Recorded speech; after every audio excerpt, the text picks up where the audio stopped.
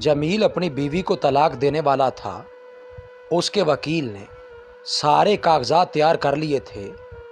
वो वकील से मिलने उसके दफ्तर गया तो वहाँ मौजूद सफाई करने वाले बूढ़े आदमी ने उसे बताया, आप थोड़ा सा इंतज़ार कर लें, वकील साहब आने वाले हैं।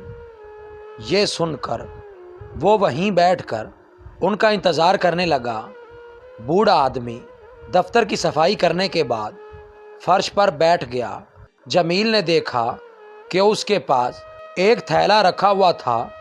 बूढ़े ने कपकपाते हाथों से थैला खोला तो अंदर से एक शॉपर निकला। जमील यूं ही वक्त गुजारी के लिए उसकी तरफ देखने लगा। बूढ़े ने शॉपर के अंदर से एक पराठा निकाला।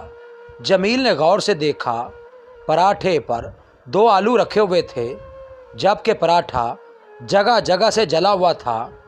ये खाना आपकी सेहत के लिए अच्छा नहीं है बाबा जी। जमील पेशे के लिहाज से एक डॉक्टर था। बूढ़े आदमी को गैर मियारी खाना खाते देखकर उससे रहा नहीं गया। जमील की बात सुनकर बूढ़ा आदमी नवाला निगलते हुए कहने लगा, बेटा, जब आदमी अपने हाथों से खुद को तबाह कर लेता है तो उसे इन छोटी छोटी बातों से कोई फ़र्क नहीं पड़ता। ये कहकर वो मुस्कराने लगा, लेकिन जमील को उसकी आंखों में नमी दिखाई दी, जैसे वो अपने आंसू रोकने की कोशिश कर रहा हो। ये देखकर जमील से रहा नहीं गया। उसे ये जानने में दिलचस्पी हो गई कि आखिर इस बूढ़े आदमी की कहानी क्या है। कोई आदमी अपने हाथों से खुद को कैसे तबाह कर लेता है? क्या आप मुझे अपने बारे में बताएंगे? जमील ने बूढ़े आदमी से कहा, बेटा, मेरी कोई कहानी नहीं, बस कुछ पछतावे हैं जिन्हें मैं अपने साथ लिए फिरता हूँ। बूढ़े आदमी की बात सुनकर जमील को उसकी कहानी जानने का और इश्तियाक हुआ।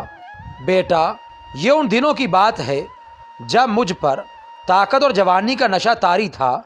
मैं अपनी माँ का लाडला था। बाकी बहन भाइयों ने वक्त पर शादी कर ली, मगर मैंने इस सिलसिले में अपनी माँ को बहुत तंग किया। जब मेरी माँ बीमार हुई तो उसने बड़ी मिन्नत समाजत की कि मेरी ज़िंदगी का कोई भरोसा नहीं, इससे पहले कि मेरी आंखें बंद हों तुम जल्दी से शादी कर लो। ये सुनकर मैंने शादी की हामी भर ली, लेकिन शादी के बाद भी मेरी आदतें कुछ अच्छी ना थीं। आए रोज़ बीवी से मेरा झगड़ा हो जाता। हालांकि वो बहुत अच्छे मिजाज की औरत थी। एक आध खामी तो हर इंसान में होती है, मगर मैं और मेरे घर वाले तो जैसे उस बेचारी के पीछे ही पड़ गए थे। जिस दिन मेरा उससे झगड़ा ना होता, उस दिन मेरे भाई या उनकी बीवियां उसकी शिकायत कर देते और मैं बिना सोचे समझे उससे लड़ पड़ता। एक दिन मैंने गुस्से में आकर उसे तलाक दे दी और वो बेचारी रोती धोती अपने मेके चली गई। ये कहकर वो बूढ़ा रोने लगा। फिर इसके बाद क्या हुआ? जमील के पूछने पर बूढ़ा यकदम रोते रोते हंस दिया। फिर यही हुआ जो तुम देख रहे हो। जली रोटियां खाता हूँ और आंसू पीकर कहीं ना कहीं सो जाता हूँ। बीवी को तलाक देने के बाद दोबारा मेरा घर ना बसा। अब वही बहन भाई मुझसे नाला रहते हैं।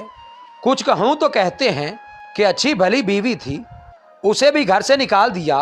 अगर उसकी खामियों को नज़रअंदाज कर देते तो आज ऐसे दर बदर ना फिर रहे होते। ये कहकर बूढ़े ने शापर वापस थैले में डाला और उठ खड़ा हुआ। मैं तो ये शुक्र करता हूँ कि मेरे बच्चे नहीं थे, वरना आज वो भी मेरे इस पछतावे में हिस्सादार होते। बूढ़े ने मेज़ पर रखा सफाई वाला कपड़ा उठाया, जमील की तरफ देखने लगा।